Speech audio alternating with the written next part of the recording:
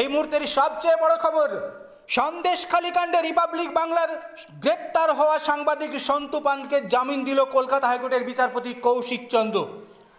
সন্দেশখালীতে গ্রেপ্তার হওয়া সাংবাদিক সন্তু পানের মামলায় বিচারপতি কৌশিক চন্দ্রের পর্যবেক্ষণ, রাজ্য পুলিশ আসল অপরাধীকে ধরতে পারে না, কিন্তু যারা ওই অপরাধের ঘটনা সাধারণ মানুষের মধ্যে তুলে ধরছে তাদের গ্রেপ্তার করছে।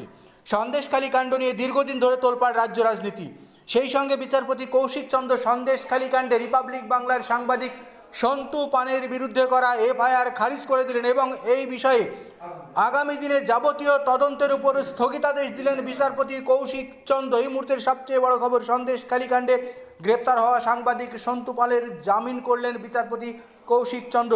রাজ্য পুলিশ এবং রাজ্য সরকারকে সন্দেশখালী কাণ্ডে ধৃত সাংবাদিক সন্তু পানকে গ্রেপ্তারির পরে কার্যত বড়সড় ধাক্কা খেতে হলো কলকাতা হাইকোর্টের বিচারপতি কৌশিক চন্দ্রের এজলাসে।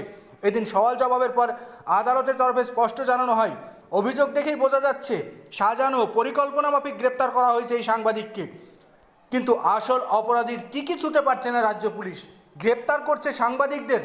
কার্যত রাজ্যের আইনজীবীকে আদালতে তুলোধনা করলেন বিচারপতি কৌশিক চন্দ্র।